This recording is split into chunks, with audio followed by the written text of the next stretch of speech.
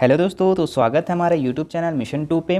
तो दोस्तों, अब इस वीडियो में हम बायोलॉजी पार्ट को देखने वाले हैं, ठीक है। और इससे पिछले वाले वीडियो में हम लोग फिजिक्स पार्ट को और केमिस्ट्री पार्ट को देख लिए थे। अगर आप उसको नहीं देखे हैं तो डिस्क्रिप्शन बॉक्स में हम उसका लिंक को प्रोवाइड करवा दे रहे हैं, तो वहाँ से आप लोग जाके देख सकते हैं, ठीक है। चलो तो ज़्यादा लेट ना करते हैं, हम लोग वीडियो को स्टार्ट करते हैं, इसका क्वेश्चन को स्टार्ट करते हैं, ठीक है। चलिए, इसका पहला क्वेश्चन क्या है? जीव की सूक्ष्मतम मूलभूत संरचना इकाई है, ठीक है। तो जीव की सूक्ष्मतम मूलभूत संरचना इकाई क्या है? तो कोशिका है। क्या है? कोशिका। तो इसका राइट आंसर ऑप्शन नंबर 2 हो जाएगा। आगे देखते हैं, सजीव की शरीर की संरचनात्मक और क्रियात्मक इकाई क्या है? तो ये भी क्या है? कोशिका है। तो इसका राइट आंसर ऑप्शन नंबर 1 हो जाएगा। आगे देखते हैं, कोशिका का खोज किसने की? तो ये तो आप लोग का लॉलीपॉप क्वेश्चन है, ठीक है। तो आप लोग खुद बता सकते हैं, नहीं बताएंगे तो हम ही बता दे रहे हैं, रॉबर्ट हुक। तो ऑप्शन नंबर 1 इसका राइट हो जाएगा। आगे देखते हैं, सबसे छोटा एक कोशिकीय जीव कौन सा है? तो इष्ट, जीवाणु, अमीबा या माइक्रोप्लाज्मा? तो इसका राइट आंसर हो जाएगा दोस्तों माइक्रोप्लाज्मा। एक कोशिकीय जीव जो सबसे छोटा है, तो ये माइक्रोप्लाज्मा, ठीक है। आगे देखते हैं, एक जेली जैसा पदार्थ कोशिका में पाया जाता है, उसे कहते हैं? तो जीव द्रव, गुणसूत्र, कोशिका द्रव या फिर हरित लवक? तो दोस्तों इसका राइट आंसर हो जाएगा कोशिका द्रव, ऑप्शन नंबर 3, जो जेली तरह से होता है, ठीक है। चलो अगला देखते हैं हम लोग, केंद्रक को किस अभिरंजक द्वारा अभिरंजित किया जाता है? तो ऑप्शन है ऑरेंजी, कॉटन ब्लू, सैफ्रनिन, आयोडीन। तो इसका राइट आंसर हो जाएगा दोस्तों सैफ्रनिन, ठीक है, सैफ्रनिन, ठीक है। चलो आगे आते हैं हम लोग, क्लोरोप्लास्ट किस में पाया जाता है? जड़ में, वायवीय तना में, हरी पत्तियों में या भूमिगत तना में? तो इसका राइट आंसर हो जाएगा दोस्तों ऑप्शन नंबर 3, हरी पत्तियों में। चलिए अगला देखते हैं, जंतु कोशिका में क्या अनुपस्थित होता है? कोशिका झिल्ली, केंद्रक, कोशिका भित्ति, जीव द्रव? तो इसका राइट आंसर हो जाएगा दोस्तों कोशिका भित्ति। क्या हो जाएगा? कोशिका भित्ति। जंतु कोशिका में कोशिका भित्ति नहीं होता है, ठीक है। और पादप कोशिका में कोशिका भित्ति होता है, तो ध्यान रखना इस चीज़ को, ठीक है। चलो ये अगला क्वेश्चन को हम लोग देखते हैं, क्या लिखा हुआ है। हाँ, अलेक्जेंडर फ्लेमिंग ने 1928 में किस पहले प्रतिजैवक की खोज की? तो ऑप्शन है यहाँ पे टेट्रासाइक्लिन, स्पेक्ट्रोमाइसिन, एरिथ्रोमाइसिन या फिर पेनिसिलिन? तो इसका राइट आंसर हो जाएगा दोस्तों पेनिसिलिन, ठीक है। ऑप्शन नंबर 4 इसका राइट हो जाएगा। चलिए अगला देखते हैं हम लोग, पेनिसिलिन प्रतिजैविक की खोज किसने की? ठीक है, तो ऑप्शन है Louis Pasteur, Robert Koch, Alexander Fleming या एडवर्ड जेनर? तो इसका राइट आंसर हो जाएगा ऑप्शन नंबर 3, जस्ट पहले वाला ही क्वेश्चन का है, ठीक है। 1928 में इसका खोज किसका किया था? पेनिसिलिन का। यही क्वेश्चन को बोल दिया पेनिसिलिन की खोज किसने की? तो अलेक्जेंडर फ्लेमिंग ने, ठीक है। अगला क्वेश्चन देखते हैं हम लोग, निम्न में से कौन सा प्रतिजैविक है? तो सोडियम बाइकार्बोनेट, स्ट्रेप्टोमाइसिन, सोडियम एलिटेट, एनाल्जीन? तो इसका राइट आंसर हो जाएगा दोस्तों स्ट्रेप्टोमाइसिन। तो ऑप्शन नंबर 2 इसका राइट हो जाएगा, ठीक है। अगला देखते हैं, सबसे पहले कौन सा प्रतिजैविक को खोजा गया? तो पेनिसिलिन को, स्ट्रेप्टोमाइसिन को, टेट्रासाइक्लिन को या फिर इनमें से कोई नहीं? तो दोस्तों इसका राइट आंसर हो जाएगा पेनिसिलिन, ऑप्शन नंबर 1 इसका राइट हो जाएगा, ठीक है। चलिए नेक्स्ट क्वेश्चन देखते हैं हम लोग, चेचक की टीके की खोज किसने की? ठीक है, तो चेचक की टीके की खोज जो किया था वो कौन किया था? Edward Jenner. तो ऑप्शन नंबर 3 इसका राइट हो जाएगा। आगे देखते हैं, सूक्ष्म जीव कहाँ पाए जाते हैं? जल में, वायु में, मिट्टी में? तो इनमें से सभी जगह पाए जाते हैं सूक्ष्म जीव, है ना। दूध को दही में परिवर्तित करने वाला सूक्ष्म जीव को क्या कहते हैं? तो इसका राइट आंसर हो जाएगा दोस्तों लैक्टोबैसिलस। तो ऑप्शन नंबर 3 इसका राइट हो जाएगा, ठीक है।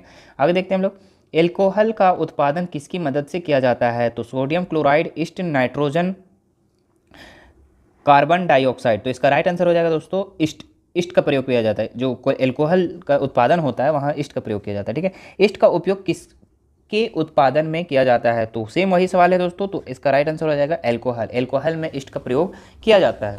अगला देखिए, ब्रेड या इडली फूल जाती है किसके कारण? उष्णता के कारण, पीसने के कारण, ईस्ट कोशिकाओं में वृद्धि के कारण, फेंटने के कारण? दोस्तों इसका राइट आंसर हो जाएगा ईस्ट कोशिकाओं में वृद्धि के कारण।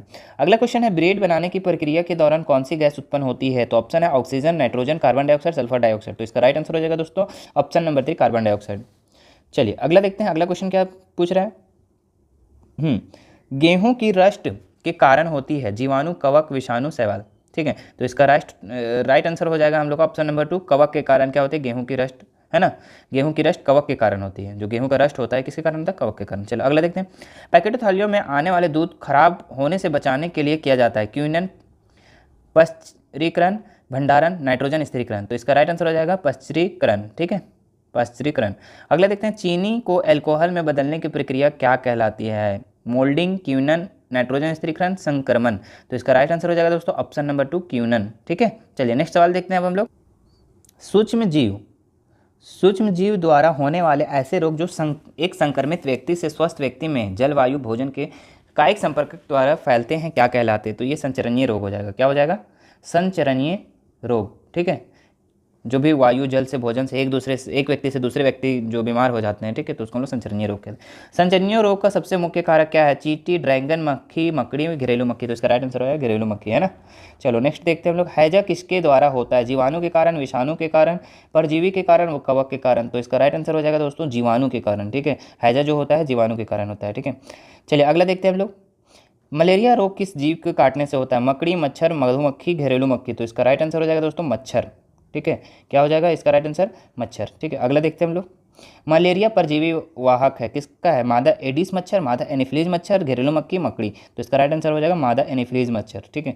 डेंगू परजीवी वाहक है, तो डेंगू का परजीवी वाहक कौन है? मतलब कि डेंगू कैसे किससे फैलता है? मादा एडिस मच्छर से, घरेलू मक्खी से, मादा एनीफिलीज मच्छर से, या कॉकरोच से। तो इसका राइट आंसर हो जाएगा मादा एडिस मच्छर, ठीक है। डेंगू जो फैलता है मादा एडिस से, और मलेरिया जो फैलता है मादा एनीफिलीज से, ठीक है। चलो अगला देखते हैं हम लोग, मनुष्य में वायरस द्वारा होने वाला एक सामान्य रोग है? टाइफाइड, पोलियो, मलेरिया, क्षय रोग। तो इसका राइट आंसर हो जाएगा दोस्तों टाइफाइड, ठीक है। टाइफाइड इसका राइट आंसर हो जाएगा। चलिए अगला देखते हैं हम लोग, पोलियो, पोलियो किसके कारण होता है? बैक्टीरिया, प्रोटोजोआ, कवक, या वायरस। तो दोस्तों इसका राइट आंसर हो जाएगा पोलियो जो होता है किसके कारण? वायरस के कारण। तो ऑप्शन नंबर 4 इसका हो जाएगा। अगला देखते हैं, पीड़ित व्यक्ति से स्वस्थ व्यक्ति में एड्स फैल जाता है? भोजन साझा करने से, कंघी साझा करने से, एक मच्छर काटने से, खून चढ़ाने से। तो इसका राइट आंसर हो जाएगा दोस्तों खून चढ़ाने से, है ना। जो एड्स फैलता है ये खून चढ़ाने से, ठीक है। कंघी को बांटने से नहीं होता है ना, भोजन को साथ में करने से नहीं होता है, एक मच्छर को काटने दूसरे मच्छर से नहीं होता है, ये खून चढ़ाने से होता है, ठीक है। चलिए अगला देखते हैं हम लोग, बीमारी पैदा करने वाले सूक्ष्म जीवों को नष्ट करने अथवा उनकी वृद्धि को रोक देने का काम करने वाले औषधि को क्या कहते हैं? जो भी बीमारी को खत्म करने वाले जो भी होते हैं उसका जो औषधि होता है, जो दवा होता है, उसको क्या कहते हैं? तो प्रतिजैविक कहते हैं, ठीक है। अगला देखते हैं हम लोग, निम्न में से किस पौधे के पत्तों के रस का उपयोग मलेरिया और डेंगू के उपचार के लिए किया जाता है? तो ऑप्शन है गिलोय, घृतकुंवारी, सिनकोना, सहजन, ठीक है। तो इसका राइट आंसर हो जाएगा गिलोय, ठीक है। अगला देखते हैं हम लोग, नाइट्रोजन का वायुमंडल से मिट्टी, पौधे तथा जंतु के परिवहन की संपूर्ण प्रक्रिया को कहते हैं? तो नाइट्रोजन स्थिरीकरण, नाइट्रोजन चक्र, नाइट्रीकरण, या अमोनीकरण। तो इसका राइट आंसर हो जाएगा दोस्तों नाइट्रोजन चक्र, ठीक है।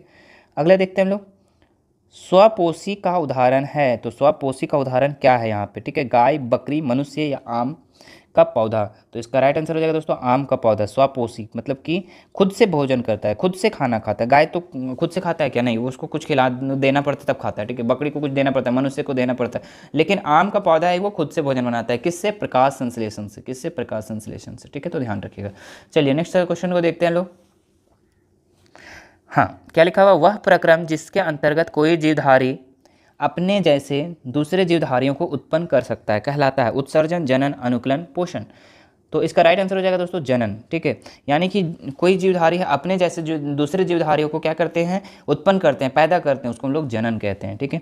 अगला देखते हैं, जो जंतु अपने जैसे शिशु को जन्म देते हैं वो कह लेते हैं, ठीक है। कहने का मतलब जो भी जंतु है अपने जैसे शिशु को डायरेक्ट जन्म देते हैं, ना कि अंडा देकर, ठीक है। वो डायरेक्ट जन्म देते हैं, उसको हम लोग क्या कहते हैं? तो उसको हम लोग जरायुज कहते हैं। तो इसका राइट आंसर हो जाएगा जरायुज, ठीक है। चलिए अगला देखते हैं, वे जंतु जो सीधे शिशु को जन्म ना देकर अंडे देते हैं उन्हें कहते हैं, जैसे मुर्गी डायरेक्ट तो चूजा नहीं ना देती है, वो क्या देती है? पहले अंडा, अंडा के बाद हम लोग का क्या बनता है?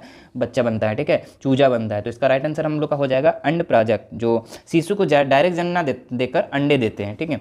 चलिए अगला लिखा हुआ है क्वेश्चन, मुर्गी अंडे के ऊपर क्यों बैठती है? तो ऑप्शन है उष्मायन के लिए, द्विखंडन के लिए, आराम करने के लिए, मुकुलन के लिए। दोस्तों तो ये इसका राइट आंसर रहेगा उष्मायन के लिए। कहने का मतलब कि वो हल्का हल्का गर्मी देती है अंडा में, तब जाके चूजा बनता है वहाँ पे, ठीक है। चलो अगला देखते हैं हम लोग। सजीव में अनुवांशिक गुणों का वाहक है? तो इसका ऑप्शन है माइटोकॉन्ड्रिया, कोशिका द्रव, जीन, या प्लाज्मा झिल्ली। सजीव का अनुवांशिक गुण का वाहक क्या है? तो इसका राइट आंसर हो जाएगा दोस्तों जीन। क्या हो जाएगा? जीन। चलिए अगला देखते हैं हम लोग, जन्म लेने वाले शिशु के लिंग निर्धारण करने के लिए जिम्मेवार कोशिका की संरचना को कहते हैं? कोशिका द्रव, केंद्रक, प्लाज्मा झिल्ली, या गुणसूत्र। तो दोस्तों इसका राइट आंसर हो जाएगा हम लोग का गुणसूत्र, ठीक है। ऑप्शन नंबर 4 इसका राइट हो जाएगा। चलो अगला क्वेश्चन देखते हैं हम लोग, हाइड्रा में जनन की विधि है? तो बहु विभाजन, मुकुलन, खंडन, या द्विविभाजन। तो दोस्तों इसका राइट आंसर हो जाएगा मुकुलन। हाइड्रा में जनन विधि है, यानी कि हाइड्रा जो जनन करता है, ठीक है, जन्म देता है किसी चीज़ को, किस विधि से? तो मुकुलन विधि से, ठीक है। अगला देखते हैं हम लोग, मुकुलन द्वारा जनन निम्न में कौन करता है? Hydra, paramecium, amoeba, Euglena. तो इसका राइट आंसर हो जाएगा दोस्तों ऑप्शन नंबर 1, ठीक है, हाइड्रा, ठीक है। आगे देखते हैं हम लोग, मुकुलन द्वारा जनन कौन करता है? हाइड्रा, है ना। चलो अगला देखते हैं, मादा युग्मनज और नर युग्मनज संयोजन की विधि क्या कहलाती है? तो इसका ऑप्शन है प्रजनन, निषेचन, परागण, इनमें से कोई नहीं। तो दोस्तों इसका राइट आंसर हो जाएगा निषेचन, निषेचन, ठीक है। जब मादा और नर दोनों मिलते हैं, ठीक है, तो उस संयोजन को क्या कहते हैं हम लोग? निषेचन कहते हैं, ठीक है। चलो अगला देखते हैं हम लोग, एक युग्मनज में पाए जाने वाले केंद्रकों की संख्या होती है, तो कोई नहीं, 1 2 4। तो इसका राइट आंसर हो जाएगा दोस्तों 1। क्या हो जाएगा? 1। चलिए अगला देखते हैं हम लोग, आंतरिक निषेचन होता है तो मादा के शरीर में, मादा के शरीर के बाहर, नर के शरीर में, नर के शरीर के बाहर। तो इसका राइट आंसर हो जाएगा दोस्तों मादा के शरीर में। जो भी निषेचन होता है वो हम लोग का कहाँ? मादा के शरीर में होता है, ठीक है। चलिए आगे आते हैं हम लोग। चलो, मादा और नर मतलब समझ जाइएगा, ठीक है। मादा मतलब फीमेल और नर मतलब मेल, ठीक है। चलिए आगे आते हैं हम लोग। नेक्स्ट क्वेश्चन, एक टैडपोल जिस प्रकार वयस्क मेढक होता है वह है? निषेचन, कायांतरण, रोपण, मुकुलन। तो दोस्तों इसका राइट आंसर हो जाएगा हमारा कायांतरण, ठीक है। तो इसका राइट आंसर हम लोग ऑप्शन 2 हो गया, ठीक है। तो आज हम लोग यहाँ पे बायोलॉजी पार्ट को पूरा ख़त्म कर दिए, ठीक है। तो इससे पहले जो है उसमें हम लोग केमिस्ट्री पार्ट को, फिजिक्स पार्ट को पहले करवा दिए, तो उसको भी आप लोग वहाँ पे डिस्क्रिप्शन बॉक्स से वहाँ से आप लोग देख सकते हैं। तो यहाँ से आप लोग का टोटल साइंस का कंप्लीट हो जाएगा, ठीक है। साइंस का टोटल कंप्लीट हो जाएगा। यहाँ से आप लोग का 20 मार्क्स आराम से आ सकता है, कोई रोक नहीं सकता है। बस आप लोग को एक बार वीडियो को देखना है, एक बार ना तो 2 बार देखो, 3 बार देखो, लेकिन देखो, ठीक है। तो आप लोग को क्लियर यहाँ से हो जाएगा, ठीक है। इसके बाद वाले वीडियो में मैं मैथ का करवा देता हूँ, और वीडियो अगर अच्छा लगा हो तो लाइक ज़रूर कीजिएगा, और अपने फ्रेंड्स को, रिलेटिव्स को जो क्लास 8 में है उसको शेयर जरूर कर दीजिएगा, ठीक है, ताकि उसको भी फ़ायदा मिले, है ना। चलिए ठीक है, धन्यवाद।